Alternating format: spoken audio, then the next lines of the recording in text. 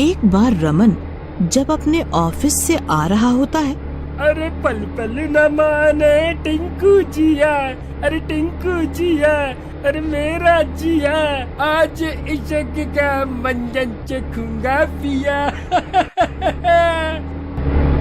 गड्डी चांदी अच्छा लगा मार दी। तभी घर पहुंचने से पहले ही उसकी गाड़ी अचानक खराब हो जाती है। वो फिर बस का इंतजार करने लगता है। तभी उसे एक बस आती दिखाई देती है और वो खुश हो जाता है। रमन बस में चढ़ जाता है और टिकट नहीं लेता। बस में भीड़ होती है तो रमन सोचता है, मैं आज टिकट नहीं लूंगा क्योंकि बस में भीड़ बहुत है, किसी को पता भी नहीं चलेगा और मेरे पैसे भी बच जाएंगे। किसी तरह जब कंडक्टर टिकट के लिए पीछे जाता तो रमन आगे आ जाता और कंडक्टर के आगे आने पर रमन पीछे चला जाता। इस तरह वो टिकट ना लेकर बहुत खुश था। कुछ देर बाद रमन कुछ अजीब सा महसूस करता है, जैसे उससे कोई डरा रहा हो। उसे डरावनी सी आवाजें आने लगती हैं।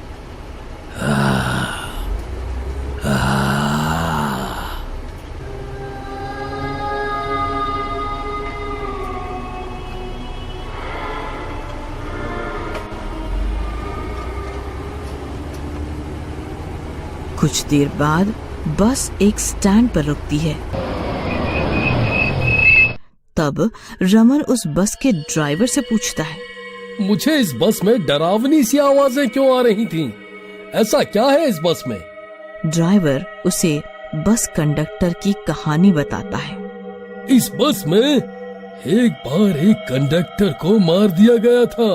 किसने और क्यों मारा उसे? ये उन दिनों की बात है जब उस दिन हमारी बस हिमालय की तरफ जा रही थी।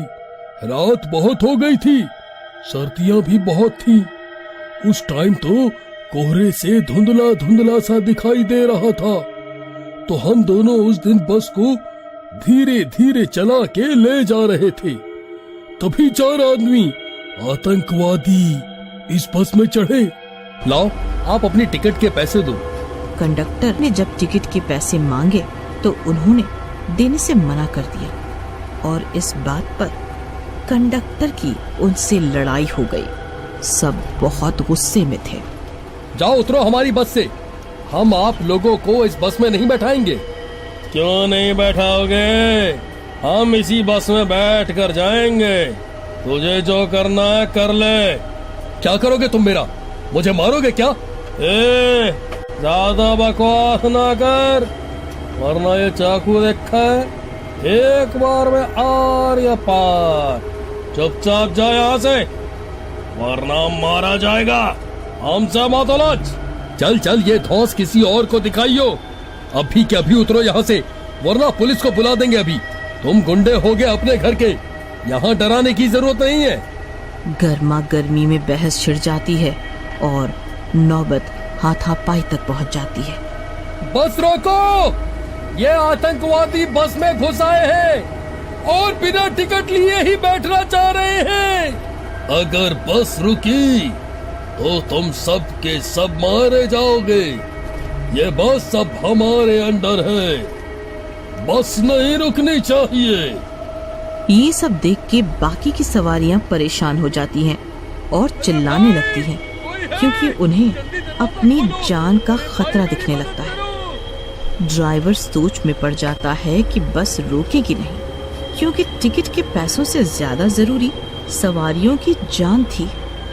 मारपीट में गुस्से में आतंकवादियों ने उस कंडक्टर को चाकू से मार दिया।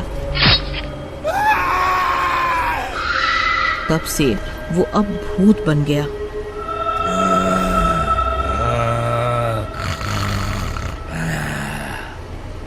और तब से उसकी आत्मा इस बस में रहती है।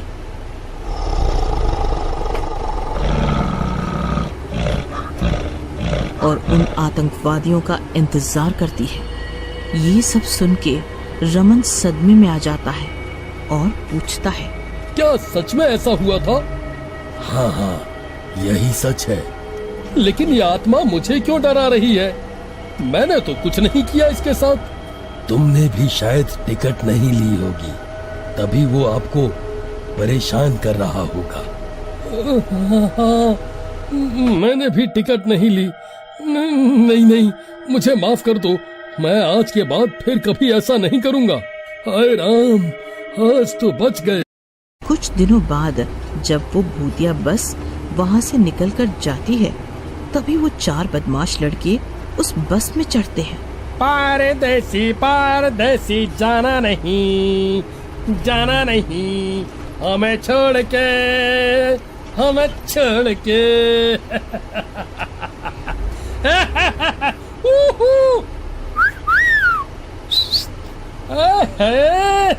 और बस में बड़ा ही शोर शराबा करते हैं, हंसते हैं और सबको परेशान भी करते हैं।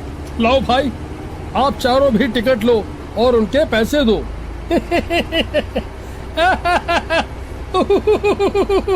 कहते हैं पैसे चाहिए। भाइयों, इस कंडक्टर को देखो तो सही, बड़ा आया टिकट देने वाला। टिकट तो लेनी ही पड़ेगी।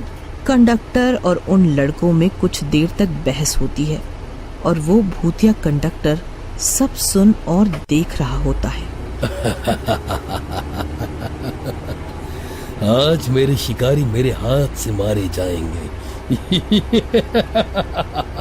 और उस भूतिया कंडक्टर की आत्मा उस कंडक्टर के अंदर घुस जाती है।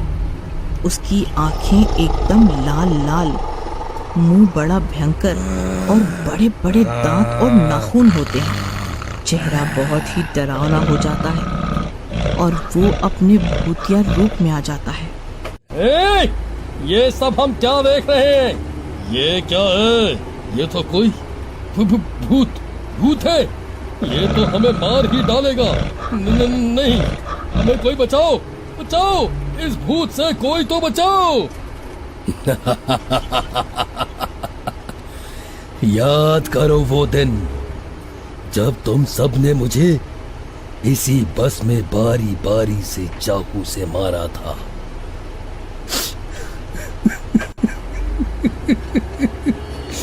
क्या कसूर था मेरा? मैं तो इसकी तरह ही टिकट के पैसे मांग रहा था तुम सब से, लेकिन तुम सब ने मुझे तड़पा के मारा।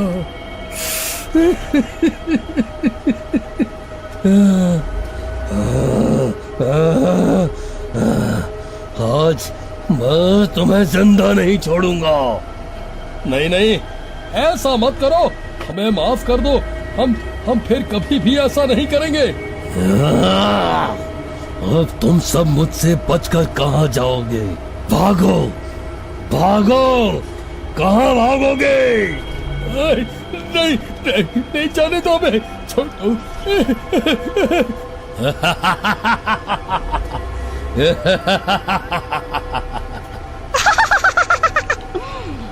बस चलती रहती है और भूत उन बदमाशों का पीछा नहीं छोड़ता, उनको बहुत मारता है। नहीं, अब हमें छोड़ दो। हम अब से किसी के साथ भी ऐसा कुछ नहीं करेंगे।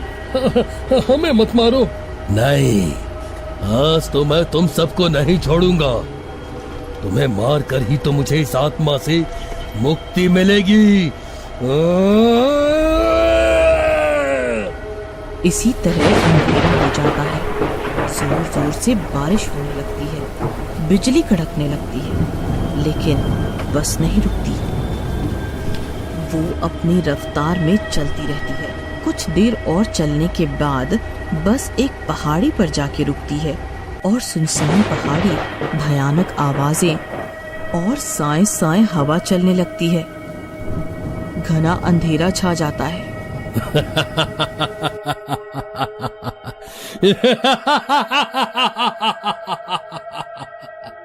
और उस भूतिया कंडक्टर की आत्मा उस बस कंडक्टर के शरीर को आजाद कर देती है और वो बस कंडक्टर भी बहुत खुश होता है और वो बस भी भूतिया कंडक्टर की आत्मा से मुक्त हो जाती है और सभी बहुत खुश होते हैं।